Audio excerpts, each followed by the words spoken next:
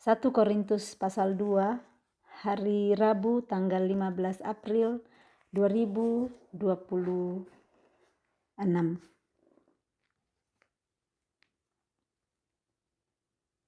Demikianlah pula ketika aku datang kepadamu, saudara-saudara, aku tidak datang dengan kata-kata yang indah atau dengan hikmat untuk menyampaikan kesaksian Allah kepadamu.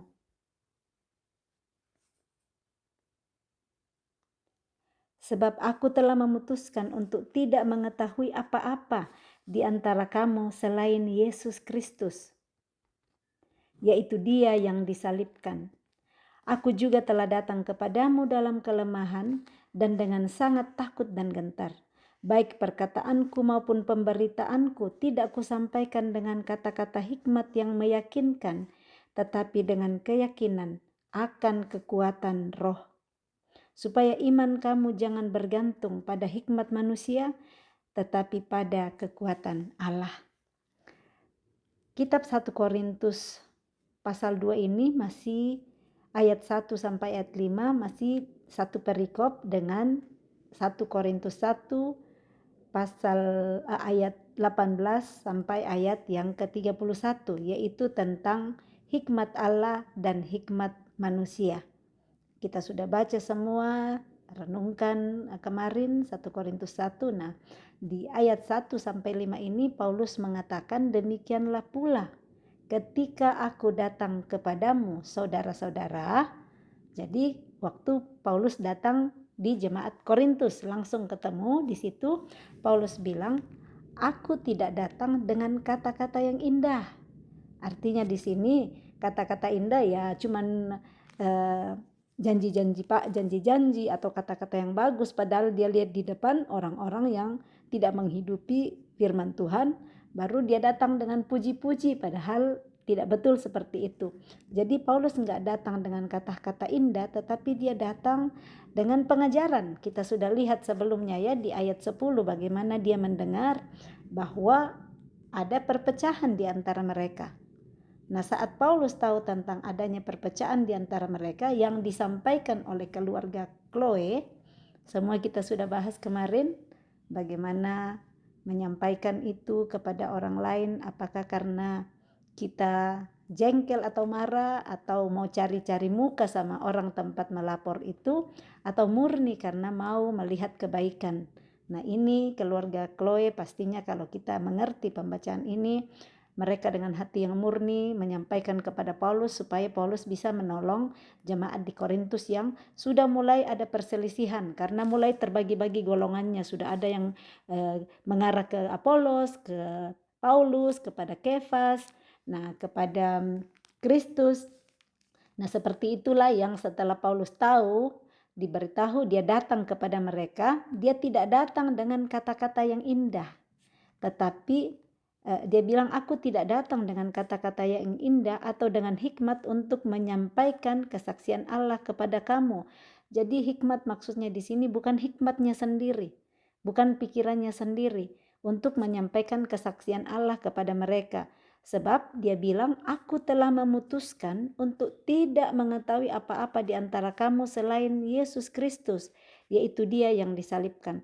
Maksudnya di sini dia nggak mau mengetahui apa-apa, bukan artinya dia mau cuek, nggak perhatikan. Tidak, tetapi untuk dia dasar dari semua dia mau beritahu, dia mau nasehatin mereka itu adalah Yesus Kristus. Aku tidak mau tahu, aku telah memutuskan untuk tidak mengetahui apa-apa di antara kamu selain Yesus Kristus. Jadi yang dia pakai, hikmat yang dia pakai semuanya daripada Yesus. Dia nggak dari hikmatnya sendiri atau perasaannya sendiri. Dia tidak main begitu. Dia hanya tentang Kristus.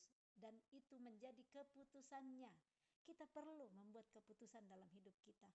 Kita perlu tahu, saya punya prinsip.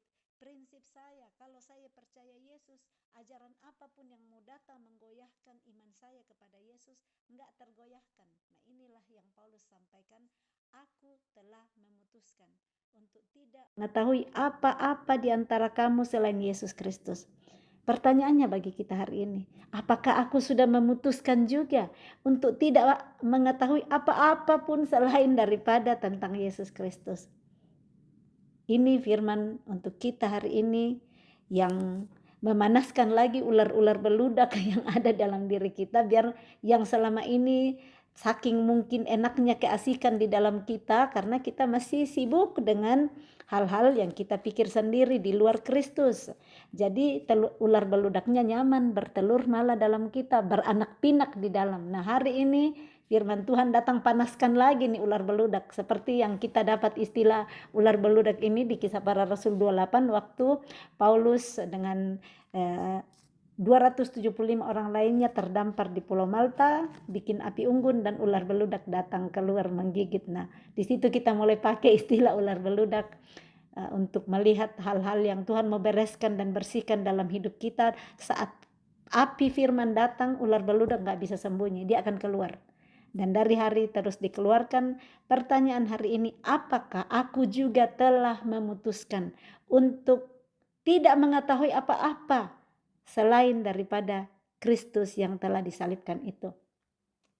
Bukan artinya kita bilang, ya saya cuma mau tahu tentang Yesus, kita nggak mau peduli orang lain. Kita merasa hidup sendiri, ya pergilah hidup di gua kalau mau seperti itu. Maksudnya di sini kita tetap hidup dengan sesama, kita masih hidup di dunia, tetapi cara berpikir kita, cara kita berespon, semuanya adalah cara berpikir Kristus. Itu yang perlu kita latih dan latih terus setiap hari dengan pertolongan Roh Kudus. Tanpa pertolongan Roh Kudus impossible, nggak mungkin. Mungkin bisa sebentar tapi jatuh lagi. Mungkin bisa nggak bohong tapi bohong lagi. Mungkin nggak semua yang menjadi kedagingan kita, sebagaimanapun kita usahakan tanpa pertolongan Roh Kudus, tanpa pertolongan Tuhan Yesus melalui Roh Kudus kita nggak bisa. Jadi di sini yang Paulus sudah putuskan. Kembali ya, bikin keputusan hari ini seperti Paulus memutuskan. Aku juga telah datang kepadamu dalam kelemahan. Dia ngakui aku dalam kelemahan datang kepada jemaat. Dia tahu dirinya ada kelemahan. Dia nggak datang merasa, iya saya yang dipilih Tuhan. Kan selalu dia bilang dari Paulus yang oleh kehendak Allah dipanggil menjadi Rasul Kristus Yesus. Dia dipanggil menjadi Rasul Kristus karena kehendak Allah, tetapi dia sadar juga ada kelemahannya. Dia nggak sombong bilang aku udah dipanggil oleh Allah menjadi Rasul Kristus karena kehendaknya. Sekarang aku datang big boss sama kamu. Semua kamu harus tunduk dan taat sama saya. Paulus nggak gitu. Dia sadari aku datang kepadamu, aku juga telah datang kepadamu dalam kelemahan dan dengan sangat takut dan gentar. Dia ada ketakutan, dia ada kegentaran juga. Menghadapi orang-orang yang lagi perpecahan ya, yang lagi bikin kelompok-kelompok. Paulus datang kirimin surat. Pasti dia gentar juga karena orang-orang ada pikirannya sendiri, ada perasaannya sendiri, ada kehendaknya sendiri. Paulus sadar itu sebagai dirinya di dalam kemanusiaannya sebagai daging yang dia terus matikan supaya hanya Yesus yang dia kerjakan dalam hidupnya. Dia tetap mengakui aku lemah, aku sangat takut dan gentar. Dia nggak cuma takut biasa-biasa, aku sangat takut dan gentar.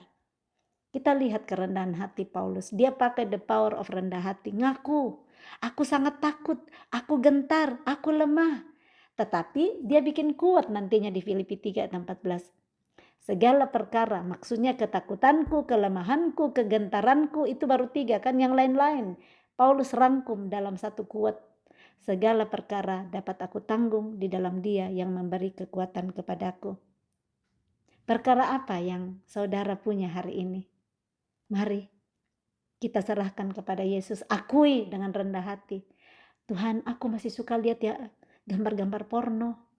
Aku masih suka masturbasi. Aku masih suka onani. Aku masih suka pikir yang jelek tentang orang. Aku masih suka semua yang tidak benar, yang tidak sesuai dengan Kristus, akui di depan Dia.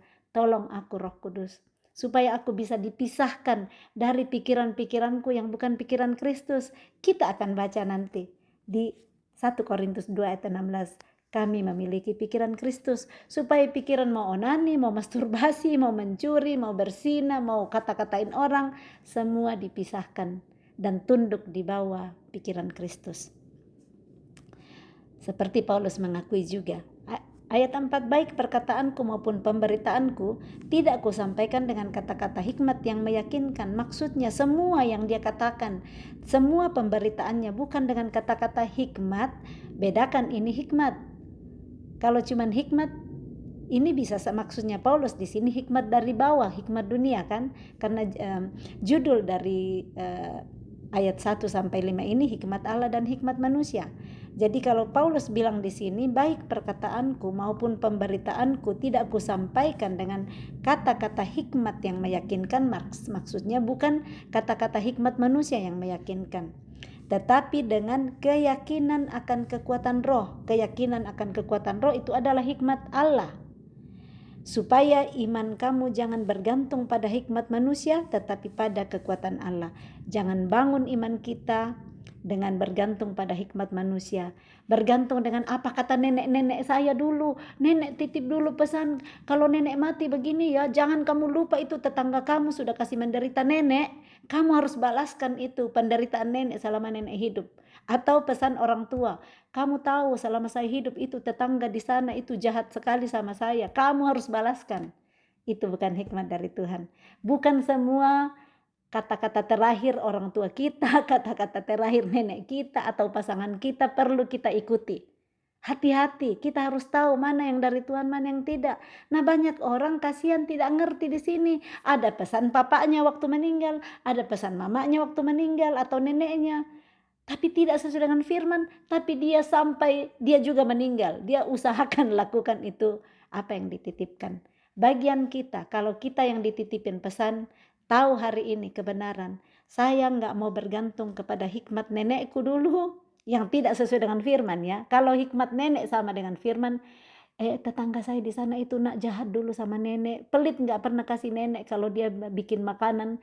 Saya kasih tahu kalian ya nak, sesedikit apapun kalian bagilah kepada mereka, kasihi mereka. Itu hikmat Tuhan sama nenek, ikuti itu. Nah, jadi mari kita hari ini ingat-ingat mana hikmat yang selama ini kita belum tahu kebenarannya dan masih hidupi, segera pangkas hari ini. Itu ular beludak yang mau keluar lagi, supaya nggak simpan dendamnya nenek dibawa ke kita hari ini. Sampai mau mati pun kita mau lanjutkan, kita yang rugi nantinya. Mari kita bangun iman kita kepada kekuatan Allah. Bangun iman dengan dasar Yesus Kristus seperti keputusan yang telah diambil oleh Rasul Paulus. Keputusan apa yang saudara mau bangun hari ini imannya? Masing-masing jawab sendiri. Berikut hikmat yang benar. Sungguh pun demikian, kami memberitakan hikmat di kalangan mereka yang telah matang, yaitu hikmat yang bukan dari dunia ini dan yang bukan dari penguasa-penguasa dunia ini, yaitu penguasa-penguasa yang akan ditiadakan. Ada kata sungguh pun demikian, walaupun demikian ya, dari ayat 1 sampai 5 itu yang dia sampaikan, di situ dia taruh sungguh pun demikian, kami memberitakan hikmat di kalangan mereka yang telah matang. Jadi Paulus tahu membedakan di dalam jemaat di Korintus ada juga perbedaan-perbedaan orang. Ada yang sudah matang rohaninya, ada yang baru bayi, ada yang baru kanak-kanak. Jadi perlu tahu sama siapa kita membagikan. Jangan bagikan makanan keras seperti dendeng kepada bayi. Bayi nanti langsung tersedak mati di sana.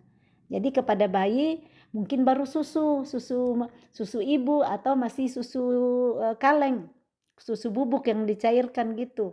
Saya kerja sama bayi, jadi saya tahu. Saya kerja sama bayi, ada ukuran-ukuran tertentu. Anak bayi itu ada 120 ml, 160, 180, 210, 240, 280, tergantung umur anak. Itu baru bayi, sudah ada ukurannya. Naik anak-anak mulai dikasih bubur kalau sudah lebih besar. Nah, kalau anak bayi dikasih dendeng, kasihan pasti tersedak dan mati. Seperti ini yang Paulus mau bilang, sekalipun demikian, sungguh pun demikian, kami memberikan hikmat di kalangan mereka yang telah matang. Yang telah matang dikasih dendeng pun yang sudah keras sekali, dia tahu bagaimana caranya makan. Tapi bayi enggak. Jadi Paulus tahu memberitakan. Nah, kita juga dalam hidup kita sehari-hari yang belum bisa ngunyah sekalipun iya saya sudah Kristen, sudah percaya dari dulu, tapi bisa dilihat bagaimana kedewasaannya. Jangan dikasih makanan yang keras yang bisa langsung malah membuat dia mungkin sakit.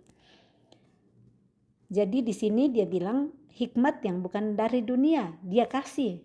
Paulus memberikan hikmat yang bukan dari dunia. Tetapi yang kami beritakan ialah hikmat Allah yang tersembunyi dan rahasia. Hikmat Allah itu tersembunyi, hikmat Allah itu rahasia. Nggak langsung seperti itu datang. Jadi kita perlu mencari dengan segenap hati. Makanya Matius 6 ayat 33 versi Bahasa Indonesia masa kini mengatakan, jadi usahakanlah dahulu supaya Allah memerintah atas hidupmu. Usahakan Allah memerintah atas hidup artinya kita perlu tahu dan cari dulu hikmat-hikmatnya yang tersembunyi dan rahasia itu. Bagaimana caranya? Baca firman Tuhan setiap hari. Baca bukan asal baca, minta tuntunan Roh Kudus yang akan membukakan, memberikan pengertian. Karena kalau bisa baca dan dengar tapi nggak dituntun Roh Kudus, nggak ada artinya. Baca itu logos saja. Kita nggak dibukakan. Nah, ini kita sudah baca sebelumnya. Untuk ingat ya, diangkat di sini lagi ayat 7. Tetapi yang kami beritakan ialah hikmat Allah yang tersembunyi dan rahasia yang sebelum dunia dijadikan telah disediakan Allah bagi kemuliaan kita. Allah sudah sediakan semua itu, rahasianya yang tersembunyi, hikmatnya, semuanya untuk apa? Bagi kemuliaan kita. Bukan maksudnya kita semua yang dipermuliakan, Tuhan yang dipermuliakan lewat hidup kita. Nah, sudah dibagi di Roma pasal 16 ayat yang ke-26 ya, saya bacakan ulang. Tetapi yang sekarang telah dinyatakan, ayat 25, maaf saya ulang dari ayat 25 dengan temanya itu segala kemuliaan bagi Allah, Roma 16:25, bagi Dia yang berkuasa menguatkan kamu menurut Injil yang kumasyurkan dan pemberitaan tentang Yesus Kristus sesuai dengan pernyataan rahasia. Dituliskan ke Roma, sekarang ke jemaat di Korintus. Jadi dibongkar semua kan, kemarin kita belum mengerti. Ini supaya tahu bahwa ini pernyataan rahasia yang didiamkan berabad-abad lamanya. Ini kembali yang diberitakan oleh Paulus ini adalah hikmat Allah yang tersembunyi, yang rahasia, yang berabad-abad disembunyikan. Tapi saat terus dicari, terus digali, rahasia Tuhan bongkar. Tuhan bongkar kepada orang yang dekat kepada Dia. Saya sudah bagi kemarin, sama teman dekat, kita akan bongkar sama rahasia kita. Sama orang yang kita kenal biasa, pasti kita nggak akan percayakan. Sampai rahasia dapur kita nggak akan bicara ke orang tersebut. Kita akan bagi rahasia kita hanya kepada orang-orang yang bisa kita percayai. Jadi kalau dalam hidup saudara, ada orang-orang yang saudara bisa bagikan sampai ke cerita dapur saudara atau tempat tidur saudara, itu adalah orang yang saudara percaya. Jangan bongkar sembarang rahasia. Kalau tidak mau nanti malah diinjak-injak itu rahasia seperti membuang emas ke mulut babi. Ya. Ayat 8, tidak ada dari penguasa dunia ini yang mengenalnya, sebab kalau sekiranya mereka mengenalnya, mereka tidak menyalibkan Tuhan yang mulia. Kembali ya, mereka nggak kenal Kristus. Karena kalau kenal, mereka pasti nggak akan salibkan Yesus.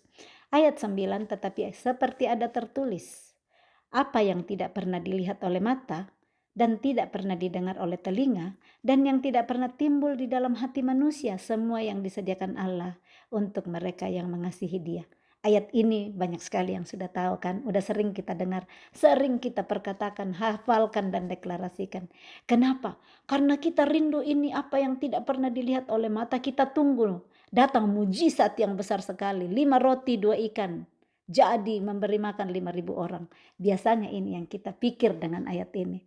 Saya dibukakan ayat ini, bahwa apa yang tidak pernah dilihat oleh mata itu bisa juga tentang proses-proses pembakaran dalam hidup kita.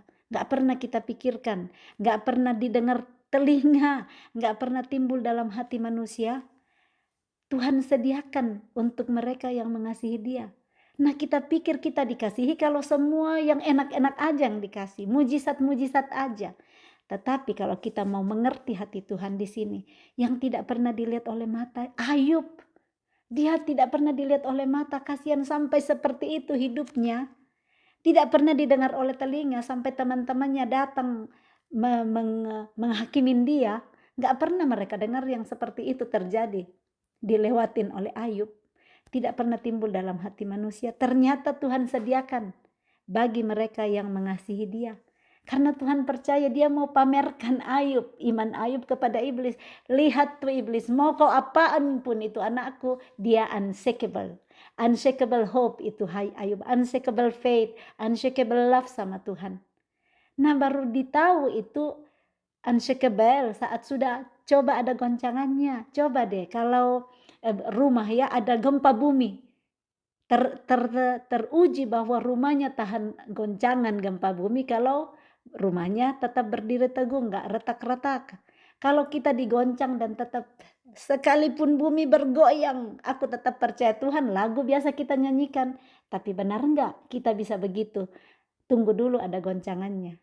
Perlu ada goncangan, perlu dulu ada pembakaran, perlu ada pemurnian, baru bisa berkata aku tak tergoncangkan. Unshakable love. Tapi kita unshakable love itu sudah dilakukan dulu oleh Yesus. Yesus sudah memberikan keteladanan. Paulus sudah memberikan keteladanan.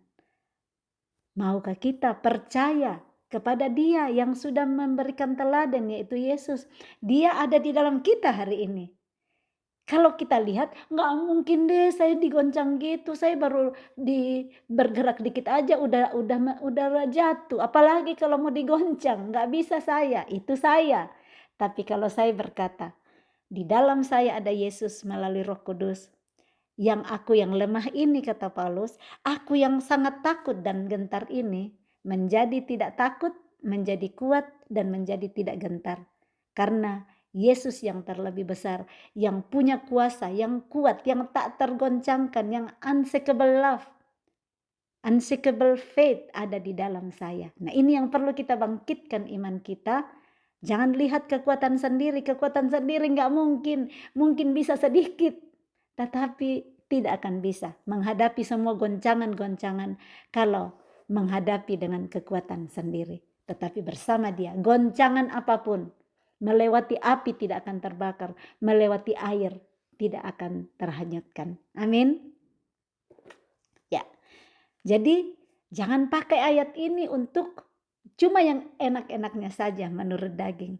Ayat ini adalah untuk berkata, sekalipun apa yang tidak pernah dilihat oleh mata aku alami hari ini. Nggak pernah aku pikirkan aku akan alami ujian berat seperti ini. Ternyata bisa Tuhan sediakan. Tujuannya untuk apa? Karena Tuhan mau pakai itu untuk murnikan aku, untuk membanggakan aku seperti Tuhan banggakan Ayub kepada iblis. Kamu mau goncangkan apapun, si Ayub itu enggak tergoncangkan dia. Aku tahu anakku itu tidak tergoncangkan. Tapi jangan ambil nyawanya, ambil semua. Datang iblis bilang, iya kamu kan Tuhan kan kasih semua, kau pagari semua hidupnya dengan yang bagus-bagus. Setelah diambil anaknya, diambil semua.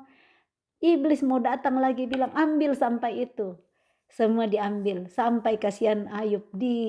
Panjang sekali itu kitab Ayub ya. Kita lihat betapa panjangnya itu kitab Ayub dengan semua kisah-kisah di dalam dengan teman-temannya. Bagaimana Ayub di situ sampai ada 42 pasal itu Ayub, panjang sekali. Bagaimana perenungan-perenungan di dalam, dan di situ Ayub berkata di Ayub 23 ayat 10. Seandainya Tuhan menguji aku akan keluar seperti emas. Wow, mau nggak kita berkata hari ini bahwa seandainya Tuhan menguji aku akan keluar seperti emas. Gampang bicaranya ya, gampang bicaranya. Karena ia tahu jalan hidupku. Ayub percaya 100% Tuhan tahu jalan hidupnya. Dulu dia baru dengar suaranya, semua orang sudah tunduk di depan pintu gerbang. Semua pada hormat dengar dia. Tapi setelah semua hilang, tinggal badannya yang digaruk-garuk dengan beling. Orang sudah gak ingat lagi apa yang diperbuat Ayub. Seperti itu bisa manusia lakukan. Tapi jangan kita lakukan seperti itu. Ingatlah selalu kebaikan orang kepada kita seperti Paulus kasih contoh kan. Paulus kasih contoh, kita lihat di kitab Ayub.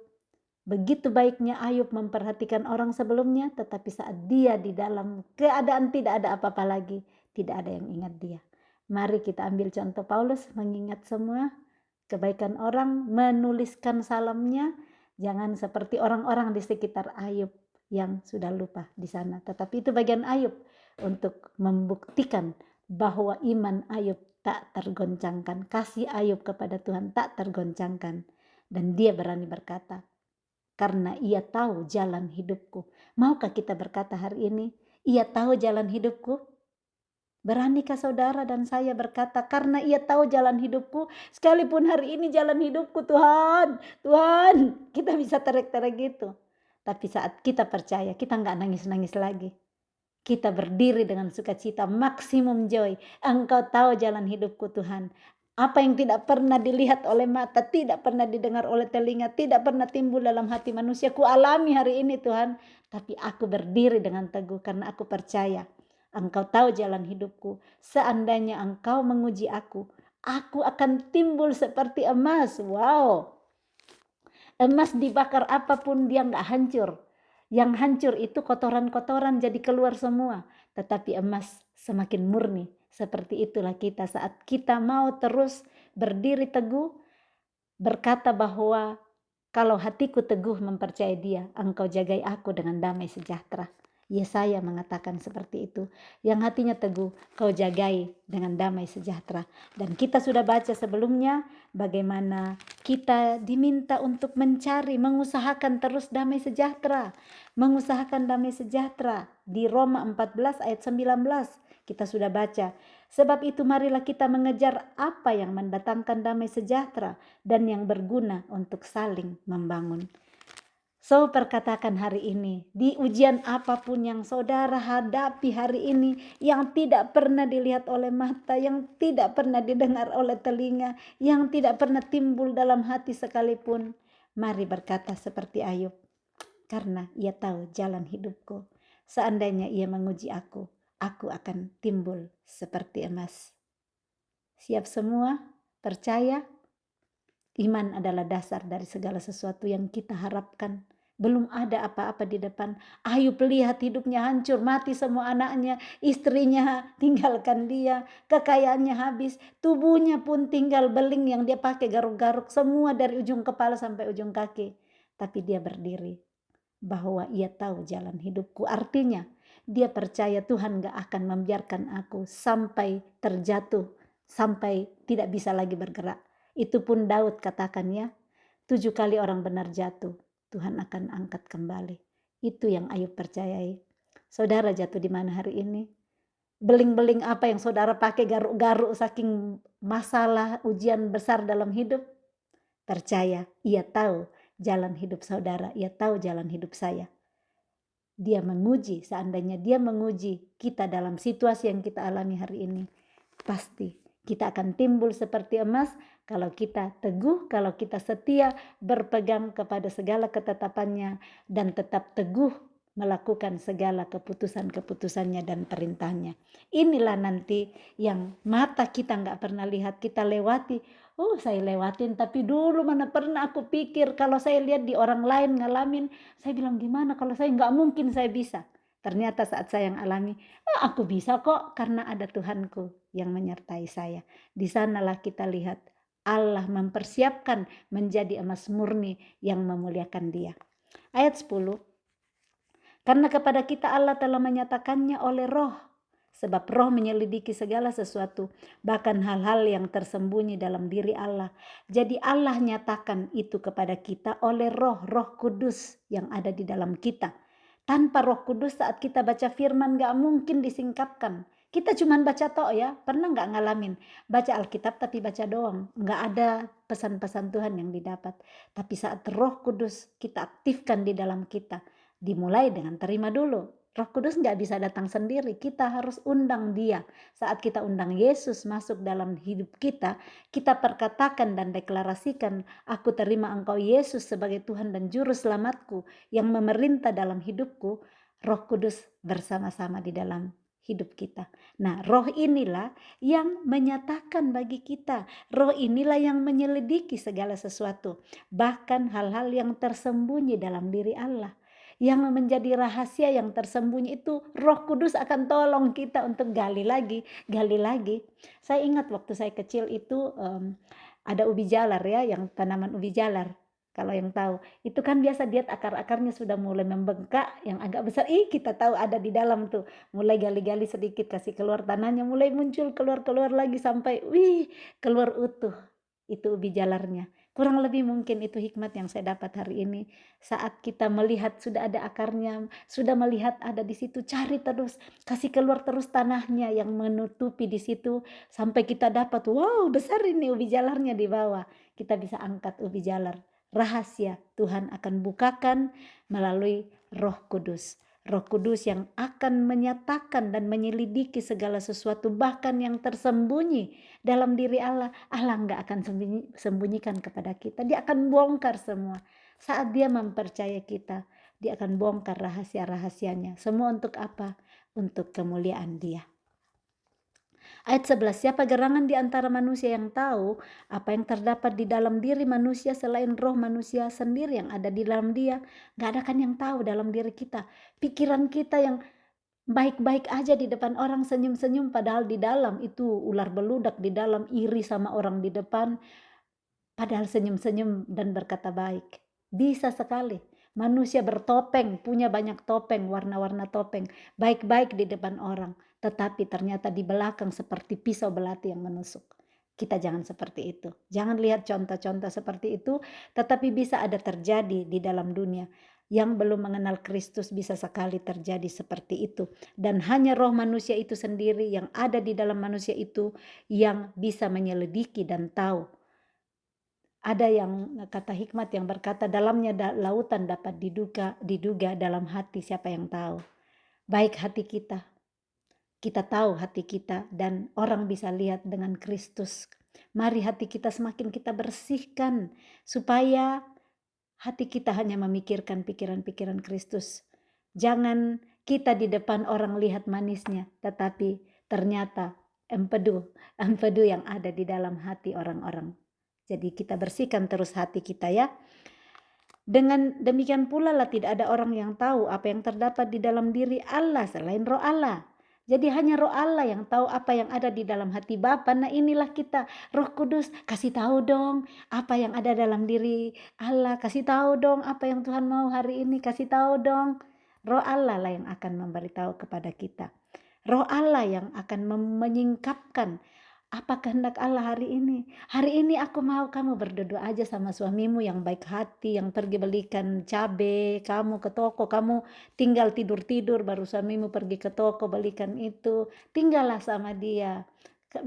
Pakai kata-kata manis untuk dia. Hargai kasihnya buat kamu. Nah itulah yang bisa Tuhan bongkar di dalam dirinya, supaya dia bilang hargai. Sekecil apapun suamimu lakukan. Kalau dulu bilang kan cuman pergi aja ambil belikan cabai, tapi sekarang lihat itu sebagai sesuatu yang sangat berharga. Betapa kasihnya suamiku kepada saya nggak minta cabai, dia tahu kalau saya suka cabai, dia belikan saya cabai. Ini banyak di Eropa ya yang seperti itu. Pasangan-pasangan kami tahu bahwa kami suka cabai atau suka bunga, dibawakanlah kalau ada momen-momen lihat istrinya sudah habis cabenya, dibelikan. Ayat 12. Kita tidak menerima roh dunia, tetapi roh yang berasal dari Allah, supaya kita tahu apa yang dikaruniakan Allah kepada kita. Jadi pilihan ada pada kita. Ayat 12. Kita tidak menerima roh dunia. Berarti bisa juga saya menerima roh dunia. Pilihan ada pada saya. Apakah saya mau menerima roh dunia yang gak bersyukur, orang sudah baik gak bersyukur, apalagi kalau orang gak baik, cerewetlah kita marah-marah. Nah ini pilihan ada pada saya mau menerima roh Allah yang berasal dari Allah. Nah roh itu yang akan terus menuntun saya menghasilkan buah. Galatia 5:22 kan? Buah roh adalah kasih, sukacita, damai sejahtera, kebaikan, kemurahan, kelemah lembutan, kesetiaan, dan pengendalian diri. Ada 9 buah roh. Nah itu dikaruniakan Allah kepada kita. Kita bisa tahu mana roh yang tidak berasal dari Allah, yang tidak ada kasihnya, yang tidak ada sabarnya, yang tidak murah hatinya, yang tidak setia, yang tidak lemah lembut, yang tidak apalagi semua, yang tidak baik, yang tidak mengendalikan diri, itu bukan roh dari Tuhan. Itu semua buah dari roh dunia ini. Bisa nangkap kan, gampang tahu. Jangan bilang, tapi saya kan nggak lihat itu roh, saya nggak lihat langsung. Roh yang suka marah-marah bukan dari Tuhan. Roh yang suka kritik bukan dari Tuhan. Roh ada semua di Galatia 6 di situ. Ada yang roh dari dunia ya, yang keinginan daging. Jadi kita tidak menerima roh dunia. Kita yang pilih sendiri, saya tidak mau menerima roh dari dunia. Saya mau menerima roh yang berasal dari Allah. Supaya kita tahu apa yang dikaruniakan Allah kepada kita. Allah sudah karuniakan semua itu. 9 buah roh sudah dikaruniakan. Dia tanam dalam hati kita. Tapi mau enggak kita menghasilkan buah itu? Nah, itulah proses yang kita perlu kerjakan. Pasti kita mampu lakukan kalau kita the power of mau, the power of rela, the power of taat, the power of rendah hati. Pakai 4 the power ini, maka buah dari roh Allah yang ada dalam kita akan berlimpah-limpah keluar. Aliran-aliran air hidup yang kita baca di Yohanes kan, Yohanes 8 ayat 37. Dari dalam hatinya akan mengalir aliran air hidup, keluar buah-buah yang manis. Ada buah sabar, dirasakan orang sabarnya. Mau dipentungin pun, orang jahatin pun sabar, sabar, sabar. Orang bilang kamu bodoh, bodoh menurut dunia, mau sabar-sabar terus sama orang gitu. Aku tahu keputusan yang aku ambil, aku hanya mau lihat Kristus. Aku nggak mau bikin keputusan yang lain. Orang lain gak bisa pengaruhi keputusanku. Kalau aku tahu itu kebenaran, tidak ada satu pun bisa menggoncangkan keputusan yang aku ambil. Ayat 13, dan karena kami menafsirkan hal-hal rohani kepada mereka yang mempunyai roh, kami berkata-kata tentang karunia-karunia Allah dengan perkataan yang bukan diajarkan kepada kami oleh hikmat manusia, tetapi oleh roh. Jadi perkataan-perkataan, nubuatan-nubuatan, perkataan baik yang dikatakan oleh Paulus, dia tahu itu tidak dituntun oleh roh dunia, hikmat dunia, tetapi oleh Roh Kudus. Sehingga memperkatakan kepada teman, kamu istri yang cakap, kamu istri yang bijak, kamu istri yang takut akan Tuhan, kamu istri yang seperti permata buat suamimu. Itu roh Tuhan yang tuntun di dalam diri kita untuk bilang. Tapi kalau bilang kamu istri yang membusukkan tulang suamimu. Kan ada di dalam Alkitab juga istri yang taat. Itu adalah istri yang menyegarkan tulang suami. Tetapi istri yang tidak taat membusukkan tulang suami. Nah, mulailah kita lihat sekalipun teman kita di depan membusukkan tulang suami, mulailah latih. Kamu istri yang menyegarkan tulang suamimu supaya telinganya dengar, dia imanin. Tapi kalau sudah busukkan tulang suami, masih dikatain terus, dia tambah-tambah bikinlah karena kuasa perkataan kita. Mari berkati terus teman-teman kita memperkatakan kamu istri yang cakap, kamu istri yang bijak, kamu istri yang seperti permata bagi suamimu. Hati suamimu percaya kepadamu. Sekalipun hari ini suaminya gak percaya banget karena suka hambur-hamburkan duit. Mulailah, kamu istri yang hati suamimu percaya kepadamu. Kamu istri yang lebih berharga daripada permata buat suamimu. Hati suamimu percaya kepadamu.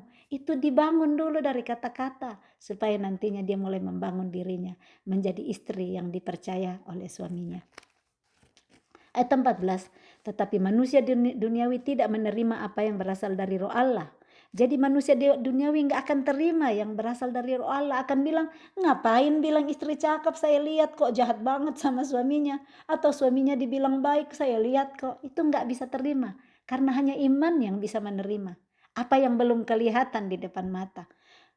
Mau bilang, iya suamiku luar biasa, suamiku sayang istrinya, dia lihat suaminya suka marah-marah. Nah, inilah kita pengertian manusia rohani akan menerima apa yang berasal dari roh. Tapi manusia duniawi tidak menerima apa yang berasal dari roh Allah.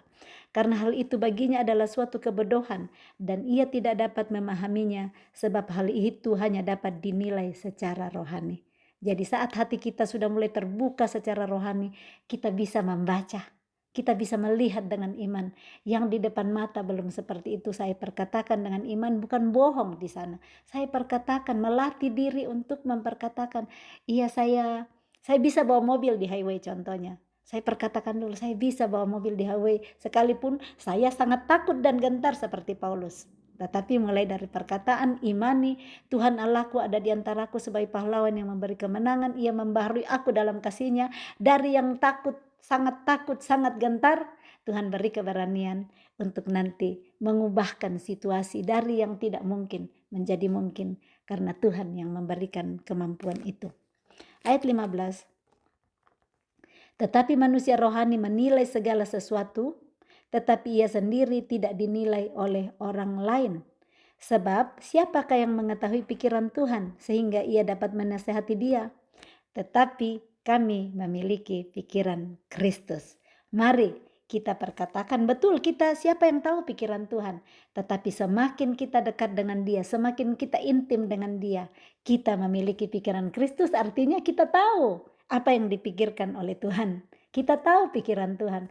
Tuhan mau supaya saya ngampunin sesamaku. Tapi kalau saya nggak dekat sama Tuhan, saya nggak punya pikiran Kristus, saya pasti akan bilang, ngapain kamu ampuni tuh suami yang seperti itu. Tinggalin aja, banyak laki-laki lain.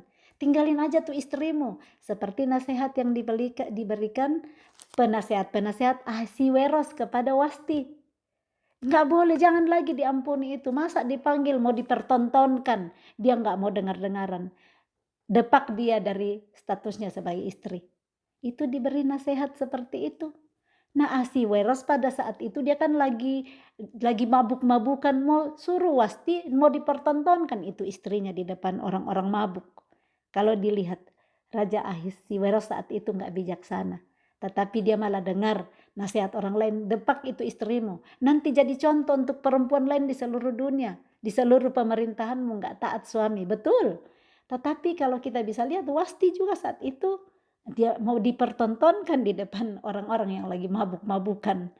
Tapi itu bagian lain ya. Kita tahu pikiran Kristus, bagaimana kita tahu apa yang Tuhan mau, supaya dari hari ke hari kita terus bangkitkan pikiran Kristus dengan membaca firman Tuhan, merenungkan firman Tuhan. Mohon Roh Kudus singkapkan semua rahasia yang tersembunyi, semua hikmat Allah yang Dia mau supaya kita tahu hari ini, dan mari kita hidup serupa dengan Kristus sesuai dengan tuntunan Roh Kudus-Nya untuk hari ini dan untuk hari-hari hidup kita ke depan. Salam kasih, Tuhan Yesus memberkati. Shalom.